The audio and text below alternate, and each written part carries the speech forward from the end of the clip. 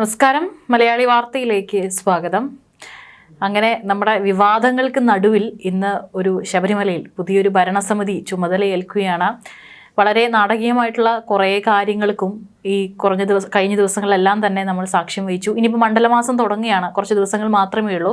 അതിനിടയിലാണ് ഇപ്പോൾ പുതിയ ഭരണസമിതി അല്ലെങ്കിൽ അതിൻ്റെ തലപ്പത്തേക്ക് ഒരാളെ ഇപ്പോൾ സർക്കാർ ദേവസ്വം കൂടെ ചേർന്ന് കൊണ്ടുപിടിച്ച് വെച്ചിരിക്കുന്ന കെ ജയകുമാർ, അദ്ദേഹം ഇന്ന് ചുമതലയേറ്റു. അപ്പോൾ ഇനി അറിയാനുള്ളത്, ഇപ്പോൾ പുതിയ ഒരാൾ വരുന്നു. ഇതിനു മുൻപും പല ആളുകൾ ആ കസേരയിൽ ഇരുന്നിട്ടുണ്ട്. ആ കസേരയിൽ ഇരുന്ന ആളുകളുടെയൊക്കെ അവസ്ഥ ഇപ്പോൾ എന്താണെന്ന് നമുക്കറിയാം. പലരുടെയും ആ ബോർഡിൽ അംഗമായിട്ടുള്ള ആളുകളുടെ വീട്ടുമുറ്റത്ത് നമ്മുടെ അന്വേഷണ ഏജൻസികൾ എത്തി നിൽക്കുന്ന ഒരു ഘട്ടമാണ്. ഇനിയും ഉന്നതരിലേക്ക് എത്താനുള്ള സാധ്യതയുമുണ്ട്. ഇപ്പോൾ പുതിയ കെ ജയകുമാർ, ഇനി അദ്ദേഹത്തിൽ എത്രത്തോളം നമുക്കൊരു വിശ്വാസം അർപ്പിക്കാം, അതായത് ഈ ഭക്തർക്ക്, വിശ്വാസികൾക്ക് എത്രത്തോളം ശബരിമലയെ സംരക്ഷിക്കുമെന്നുള്ള കാര്യത്തിൽ, ഒപ്പം തന്നെ ഇനി എത്രത്തോളം പിണറായി സർക്കാരിന് അനുകൂലമായിട്ടുള്ളൊരു നീക്കങ്ങളും അല്ലെങ്കിൽ ഒരു ഭരണമായിരിക്കുമോ കെ ജയകുമാർ നടത്തുക എന്നുള്ളതാണ് ഒരു ചോദ്യം. ജയകുമാറിനെ വിശ്വസിക്കാം, കാരണം അതിനും വലിയ കാരണങ്ങളുണ്ട്. പിണറായിക്ക് വല്ലാത്തൊരു അബദ്ധം പറ്റിയിട്ടിരിക്കുകയാണ്. ഇന്ന് 7 തിരിയിട്ട നിലവിളക്ക് കത്തിച്ചാണ് ജയകുമാർ ഒരുപക്ഷെ ശബരിമലയിൽ തൻ്റെ സ്ഥാനം ഏറ്റെടുത്തത്. 2 തിരിയിട്ട വാസുവിന്റെ തിരി പെട്ടെന്ന് കിട്ടു എന്ന് ചില മാധ്യമങ്ങൾ ഇപ്പോൾ പറയുന്നുണ്ട്, ചില സോഷ്യൽ മീഡിയയിലൂടെ പറയുന്നുണ്ട്. എന്നാൽ ജയകുമാർ ഇട്ട 7 തിരി നന്നായിട്ട് തന്നെ തെളിഞ്ഞ് കത്തിയിട്ടുണ്ട്. അത് അണഞ്ഞില്ല. അത് ശുഭലക്ഷണമാണ് ഒരുപക്ഷെ അയ്യപ്പൻ കാണിച്ചു തരുന്നത്. മണ്ഡലകാലം നാളെ തുടങ്ങുകയാണ്. ഒരുപക്ഷെ ഇതൊക്കെ ഒരു നിമിത്തം തന്നെയാണ്. അയ്യപ്പൻ കൊണ്ടിടുന്ന ചില നിമിത്തങ്ങൾ, അശുഭകരമായിട്ടുള്ള ഒറ്റയൊരെണ്ണം എൻ്റെ സന്നിധിയിൽ ഈ മണ്ഡലകാലം തുടങ്ങുമ്പോൾ ഉണ്ടാവരുത്. എന്നിൽ വിശ്വാസമുള്ളവർ ഓരോരുത്തരും മതി ഈ സന്നിധിയിലേക്ക് എത്താനെന്നുള്ള അയ്യപ്പൻ്റെ ആ ഒരു തീരുമാനമായിരിക്കാം ഇത്തരത്തിലൊക്കെ കൊണ്ടുവന്ന് എത്തിച്ചത്. ഏതായാലും കൃത്യമായിട്ടുള്ള മറ്റേത് കേസുകളിനേക്കാളും, നമ്മൾ സ്വർണ്ണക്കള്ളക്കടത്ത് കേസ് മുതൽ ഇങ്ങോട്ട് പരിശോധിച്ച് ഏത് കേസ് സർക്കാരിനെതിരെ വന്നാലും അതൊക്കെ തടയിടാൻ അവർക്ക് സാധിച്ചിട്ടുണ്ട്. പക്ഷെ ഇത് തടയിടാൻ പറ്റുന്നില്ല. അതിൻ്റെ ഏറ്റവും വലിയ ഉദാഹരണമാണ് ഇപ്പോൾ ജയകുമാർ ദേവസ്വം പ്രസിഡന്റ് ആയത് എന്നുള്ളത്. ഈ പറയുന്ന ഒരു സാത്വികനായ ഒരു വ്യക്തി എന്ന് പറയുമ്പോഴും അത്ര സാത്വികൻ എന്നതിലേക്കാളും അപ്പുറം ഒരുപക്ഷെ കുറച്ച് മോദി ഫാൻ കൂടിയാണ്. അപ്പോൾ ഇനിയിപ്പോൾ എന്തുകൊണ്ട് അങ്ങനെ പറയാൻ, അവിടെ പിണറായിക്ക് എന്തെങ്കിലും പരിക്ക് പറ്റുമോ എന്ന് ചോദിച്ചാൽ ചിലപ്പോൾ അബദ്ധം പറ്റിക്കാണും. ഒരു നിഷ്പക്ഷമായിട്ടുള്ള ഈ ഒരു സന്ദർഭത്തിൽ അവര് പാർട്ടിയിൽ നിൽക്കുന്നതിനേക്കാൾ, അല്ലെ പാർട്ടിയോട് അനുഭാവം ഉള്ളതിനേക്കാളും കുറച്ച് നിഷ്പക്ഷതയുള്ള സാത്വികരായിട്ടുള്ള ഏതെങ്കിലും ഒരു വ്യക്തിയെ ദേവസ്വം പ്രസിഡന്റ് ആക്കണം എന്നുള്ള തീരുമാനമായിരിക്കാം. പക്ഷെ തികഞ്ഞ മോദി ഭക്തൻ തന്നെയാണ് ജയകുമാർ എന്നുള്ളത് കൂടി ഇപ്പോഴായിരിക്കാം പിണറായി വിജയന് മനസ്സിലായിട്ടുള്ളത്. ഏതായാലും അതൊരു അങ്കലാപ്പുണ്ട് AKG സെന്ററിന്. ഇനി മാറ്റാൻ പറ്റില്ലല്ലോ, പ്രസിഡന്റായിട്ട് തീരുമാനിച്ചിട്ട് പിന്നെ മാറ്റാൻ പറ്റില്ലല്ലോ. ഏതായാലും ഇപ്പോൾ EDയുടെ ഒരു അന്വേഷണമാണ് ഇനി വരാനിരിക്കുന്നത്. ED റാന്നി കോടതിയിൽ ആവശ്യപ്പെട്ട FIRന്റെ 2 FIRന്റെ കോപ്പികൾ, പക്ഷേ റാന്നി കോടതി അത് നൽകില്ല എന്നുള്ളത് പറഞ്ഞു. അഴിമതി നിരോധന നിയമപ്രകാരം കുറ്റം ചുമത്തപ്പെട്ടതുകൊണ്ടാണ് ED ഒരു അന്വേഷണത്തിനായിട്ട് വരുന്നത്.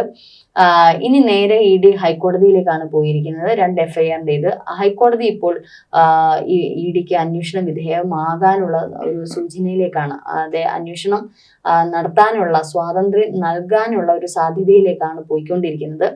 അത്തരത്തിൽ ഹൈക്കോടതിയുടെ ഒരു നിർദ്ദേശം കാത്തിരിക്കുകയാണ് ED പാഞ്ഞെത്താൻ ശബരിമലയില്. അങ്ങനെ പാഞ്ഞെത്തുന്ന ED ദ്വാരപാലക ശില്പവും പാളികളും ഈ വാതിൽ പാളികളും മാത്രമല്ല അന്വേഷണത്തിൽ വരുന്നത്. കഴിഞ്ഞ 10 വർഷം ശബരിമലയിൽ നടന്നിട്ടുള്ള അഴിമതികൾ എല്ലാം തന്നെ തോണ്ടി വാരി എടുക്കാൻ സാധ്യതയുണ്ട്. ഇത് AKG സെന്ററിനെ വല്ലാണ്ട് പൊള്ളിക്കുന്നുണ്ട്. എങ്ങനെയും കുറച്ച് ദിവസം കൂടി ഒന്ന് മുന്നിലോട്ട് പോകണേ. EDക്ക് ആ ഒരു അനുവാദം ഹൈക്കോടതി, ഇനിയിപ്പോൾ അടുത്ത ആഴ്ചയാണ് ഹൈക്കോടതി വിളിക്കുന്നത്. ആ സന്ദർഭത്തിലായിരിക്കും EDക്ക് ഒരുപക്ഷെ അനുമതി കൊടുക്കുന്നത്. കുറച്ച് ദിവസം എങ്ങനെയെങ്കിലും തദ്ദേശ തെരഞ്ഞെടുപ്പെങ്കിലും ഒന്ന് പൂർത്തിയാക്കാൻ കാത്തിരിക്കുകയാണ് CPM. ഇതിനിടയിൽ വേറെ ഏതെങ്കിലും സ്പെഷ്യൽ ഓർഡർ അനുസരിച്ച് ED വന്നു കഴിഞ്ഞാൽ വിത്തിൻ 2 ഡേയ്സിനകത്ത് ED ഒരു പക്ഷേ അടിത്തറ മാന്തും എന്നുള്ളത് ഉറപ്പാണ്. ഇപ്പൊ നമുക്കറിയാം. അപ്പൊ എല്ലാരും ചോദിക്കും, ED ഇങ്ങനെ ആ കോല് എന്നൊക്കെ പറഞ്ഞുകൊണ്ട് കുറെ കേസുകൾ ഇതേപോലെ വന്നതാണല്ലോ. പിണറായി വിജയന്റെ അടുത്ത് ഇതൊന്നും യേശൂല എന്നുള്ളത് സത്യമാണ്. കാരണം സ്വർണ്ണക്കള്ളക്കടത്ത് ഉൾപ്പെടെയുള്ള കേസുകൾ ED-യുടെ അന്ന് വന്നപ്പോൾ ഇപ്പം പിണറായി വിജയൻ പെടും എന്ന് പറഞ്ഞിരുന്ന, ഇപ്പം CPM താഴെ വീഴും, പിണറായി സർക്കാർ ഇപ്പം വീഴും എന്ന് പറഞ്ഞിടത്തല്ല അവർ രക്ഷപ്പെടുന്ന സന്ദർഭമാണ്. പക്ഷെ ആ കേസല്ല ഇത് വിശ്വാസത്തിന് അധിഷ്ഠിതമായിട്ടുള്ള കേസാണ്. അത് ഒരുപക്ഷെ കേന്ദ്രത്തിന് കുറച്ചുകൂടി താല്പര്യമുണ്ട്. ഭരിക്കുന്ന സർക്കാർ അത്തരത്തിൽ മതവിശ്വാസങ്ങൾക്ക് അനുകൂലമായി നിൽക്കുന്ന ഒരു സർക്കാർ കൂടി ആയതുകൊണ്ട് ഈ ഒരു വിഷയത്തിൽ കുറച്ച് പ്രത്യേക താല്പര്യം BJPക്ക് ഉണ്ട്. മാത്രമല്ല 2019 സ്വർണ്ണക്കള്ളക്കടത്ത് കേസുമായിട്ട് ബന്ധപ്പെട്ട് അതിന്റെ ഏറ്റവും വലിയ ഒരു ലാഭം കൊയ്തത് UDF ആണ്. അതുകൊണ്ട് തന്നെയാണ് BJP ശബരിമല വിഷയം വന്നപ്പോൾ ആദ്യമൊന്നും വലിയ മുൻതൂക്കം നൽകിയില്ല. പിന്നീടാണ് ശബരിമല വിഷയത്തിൽ വലിയ പ്രചരണവും കാര്യങ്ങളും ഒക്കെ നടത്തിയത്. ഇപ്പോൾ ബീഹാറിൽ ഉണ്ടായ BJPയുടെ വിജയം വന്നപ്പോൾ തന്നെ കേന്ദ്രം രാജീവ് ചന്ദ്രശേഖറിനോട് ആവശ്യപ്പെട്ടിരിക്കുന്നത് തദ്ദേശ തെരഞ്ഞെടുപ്പിലെ വലിയൊരു വിജയമാണ്. സംസ്ഥാന അധ്യക്ഷ സ്ഥാനം ഏറ്റെടുക്കുമ്പോൾ രാജീവ് ചന്ദ്രശേഖർ വാങ്ങിയിരിക്കുന്നത് കേരളത്തിലെ BJPയുടെ സാധ്യത ഏറ്റുക എന്നുള്ളത് കൂടിയാണ്. വോട്ടിലൂടെ BJP കുതിക്കുക, അതായത് 21% കൂടുതൽ വോട്ട് നേടുക എന്നുള്ള ഒരു ഉദ്ദേശം കൂടിയുണ്ട്. തദ്ദേശവും നിയമസഭാ തെരഞ്ഞെടുപ്പും.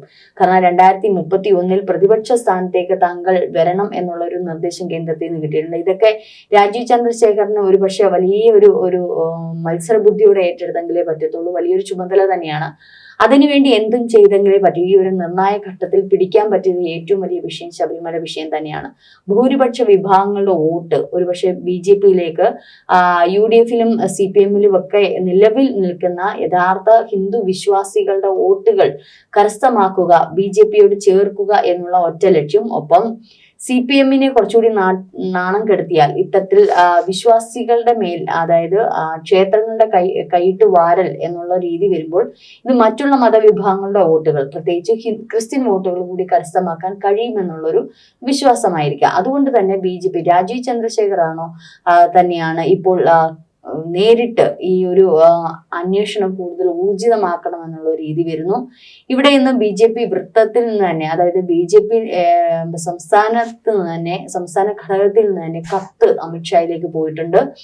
കാരണം എത്രയും വേഗം ഇത് CBI അന്വേഷണം, ED അന്വേഷണം ഉൾപ്പെടെ കൂടുതൽ ഊർജിതമാക്കണം എന്നുള്ള നിലപാട് വേണം എന്നുള്ള തരത്തിൽ കത്തുകൾ ഇവിടുന്ന് പോയിട്ടുണ്ട്. സുരേഷ് ഗോപി തൃശ്ശൂർ ഇതേപോലെ ഇതേ വേവ് ലെങ്തിൽ തന്നെ നിൽക്കുകയാണ്.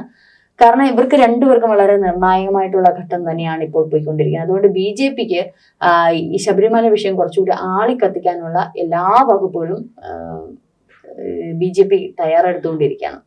ഇത് വല്ലാണ്ട് CPMനെ ദുരിതത്തിലാക്കിയിരിക്കുകയാണ്. കാരണം നേരത്തെയുള്ള കേസ് പോലല്ല, ഇത് നിഷ്പക്ഷമായിട്ട് അന്വേഷണം വിധേയമായിരിക്കുന്ന SIT ഒരു തരത്തിലും പിണറായി വിജയന് സോപ്പിട്ട് കയ്യിലെടുക്കാൻ പറ്റത്തില്ല.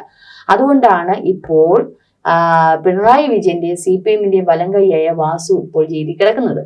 വാസു അണ്ണൻ ഇപ്പോൾ കമാന്ന് ഒരക്ഷരം വേണ്ടിയിട്ടില്ല, തല കുമ്പിട്ടിരിക്കുകയാണ്. എന്ത് ചോദിച്ചാലും മിണ്ടത്തില്ല. ഞാൻ അയ്യപ്പ വിശ്വാസിയാണ്, ഞാൻ അയ്യപ്പന്റെ വലം കൈ കൂടിയാണേ എന്നുള്ളൊരു മറുപടിയാണ് പറയുന്നത്. ഞാൻ കട്ടിട്ടില്ല എന്നാണ് പറയുന്നത്.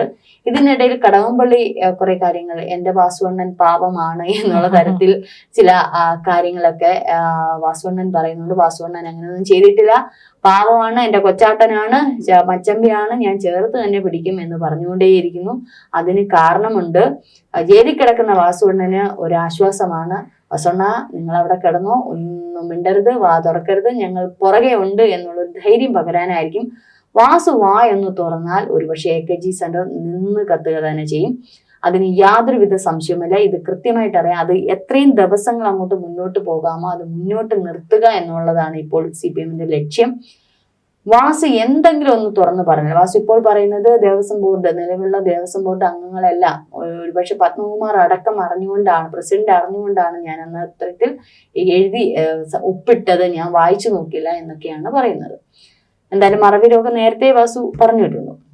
ഏതായാലും ഇത്തരത്തിൽ നിൽക്കുന്ന ശബരിമല വിഷയത്തിൽ ഇനി EDയുടെ ഈ ഒരു അന്വേഷണം ഞാൻ ആദ്യം പറഞ്ഞതുപോലെ പാളികളിൽ മാത്രമല്ല, ഇത് എങ്ങോട്ടേക്ക് പോയി, യഥാർത്ഥ പാളികൾ എവിടെ, ബാക്കിയുള്ള 10 വർഷം കട്ടുമുടിച്ചിട്ടുള്ള അഴിമതികൾ നടത്തിയിട്ടുള്ള കോടാനുകോടി രൂപയുടെ അഴിമതി കണക്കുകൾ പുറത്തു വരും. അത്തരത്തിൽ വന്നു കഴിഞ്ഞാൽ CPM സർക്കാർ ഇനി അത്ര വേഗമൊന്നും ഇനിയൊന്നും പെട്ടെന്നൊന്നും കേരളത്തിൽ നിൽക്കില്ല. അങ്ങനെ നിൽക്കാതെ വരുമ്പോൾ CPM-നോടുള്ള ഒരു വിരോധാഭാസം തീർച്ചയായിട്ടും BJP ഒരുപക്ഷെ പ്രതിപക്ഷ സ്ഥാനത്തേക്ക് വരികയും അതിനടുത്ത തവണ BJPക്ക് ഭരണപക്ഷത്തേക്ക് വരാനും ഈസി ആയിരിക്കും. നമുക്കൊന്ന് ഇന്ത്യയുടെ ചരിത്രം ഒന്ന് പരിശോധിച്ചാൽ 2 സീറ്റിൽ തുടങ്ങിയ BJPയുടെ ഈ ഒരു ഓട്ടം ഇന്ന് 2 or 3 സംസ്ഥാനങ്ങൾ മാത്രമേ കിട്ടാനുള്ളൂ. ബാക്കിയെല്ലാം പൂർണ്ണമായും BJPയുടെ പക്കൽ തന്നെയാണ്. ബീഹാറിലേക്ക് മിന്നും വിജയമാണ് നേടിയിരിക്കുന്നത്. അപ്പൊ ഇത്തരത്തിൽ ആഘോഷപൂർവ്വമാക്കിയിരുന്ന BJPയെ ഒരുപക്ഷെ ഏറ്റവും അധികം സ്വാധീനിക്കുന്ന ഘടകം ഈ ശബരിമല വിഷയം തന്നെയാണ്. EDയുടെ അന്വേഷണം EDയുടെ അന്വേഷണത്തിന് പുറകെ CBI അന്വേഷണം വരും. അതുകൂടി വന്നു കഴിഞ്ഞാൽ പല ക്ഷേത്രങ്ങളുടെയും കൊള്ളരുതായ്മകൾ പുറത്തു വരും. ഇതിനിടയിൽ മറ്റൊരു കാര്യം കൂടിയുണ്ട്.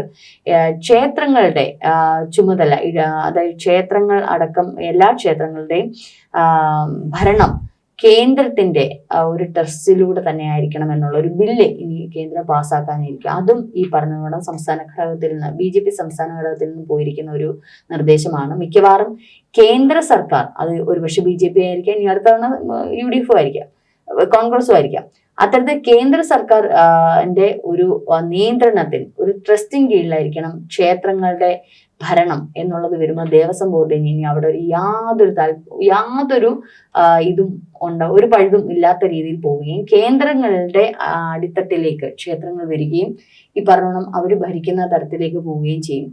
ഇതൊക്കെ വല്ലാണ്ട് പിണറായി സർക്കാരിന്, കാരണം പണ്ടേ ക്ഷേത്രങ്ങളോട് പുച്ഛഭാവമായിരുന്നു CPM-ന്. പിന്നീടാണ് കയ്യിട്ടൽ വാരൽ പദ്ധതിക്ക് വേണ്ടി ദേവസ്വം ബോർഡ് വന്നത്. ദേവസ്വം ബോർഡ് വന്നപ്പോഴാണ് ആഗോള അയ്യപ്പ സംഗമം നടത്തുന്നു, അയ്യപ്പനെ എടുത്ത് പൊക്കിക്കൊണ്ട് നടക്കുന്നു, പിന്നെ ഈ പറയുന്ന എല്ലാ ക്ഷേത്രങ്ങളുടെ ഉത്സവങ്ങൾ കൊണ്ടാടുന്നു. എന്തായിരുന്നു ഈ പറയുന്ന ഇപ്പൊ ഗണഗീതം പാടിയ പ്രശ്നം, മറ്റേ ക്രിസ്ത്യൻ പാട്ട് പാടിയ പ്രശ്നം, എല്ലാം പ്രശ്നം. അപ്പൊ ഇതിനകത്ത് അങ്ങ് സഖാക്കന്മാര് കയറി ക്ഷേത്രങ്ങളിൽ വിളയാടുന്ന പല ക്ഷേത്രങ്ങളും നമുക്ക് കാണും. നേരത്തെ ഈ സഖാക്കന്മാരൊന്നും ക്ഷേത്രങ്ങളിൽ കയറത്തില്ലായിരുന്നു. ഇപ്പോഴാണ് അവർക്ക് ഈ ക്ഷേത്രങ്ങളോട് താല്പര്യം, കാരണം കൈയിട്ട് വരാൻ പറ്റുന്നുണ്ട്. അപ്പൊ അതുകൊണ്ട് ഇനി അത് നടക്കില്ല. ഇനി അത്തരത്തിൽ പോകാൻ ചരിത്ര പ്രാധാന്യമുള്ള സ്ഥാനങ്ങളെല്ലാം നഷ്ടപ്പെട്ടു പോയിട്ടുണ്ട് പലയിടത്തും. ഇനി ഉള്ളതെങ്കിലും മിച്ചമുള്ളത് സൂക്ഷിക്കണം എന്നുള്ള തീരുമാനത്തിലേക്ക് ബില്ല് പാസ്സാക്കാൻ വലിയ പ്രയാസമില്ല അവർക്ക്, കാരണം കേന്ദ്രമാണ് ഭരിക്കുന്നത്. അപ്പൊ അത്തരത്തിലൊക്കെയുള്ള വലിയ വലിയ നീക്കങ്ങൾ നടക്കുന്നുണ്ട്. ED വരുന്നതോടെ വാസു ഒന്ന് വാ തുറക്കുന്നതോടെ മിക്കവാറും CPM പ്രതിസന്ധിയിലാവും. തദ്ദേശ തെരഞ്ഞെടുപ്പിന് മുന്നേ ആണെങ്കിൽ അതിന്റെ ഭവിഷ്യത്തും ഒരുപക്ഷെ അറിയാൻ പറ്റും.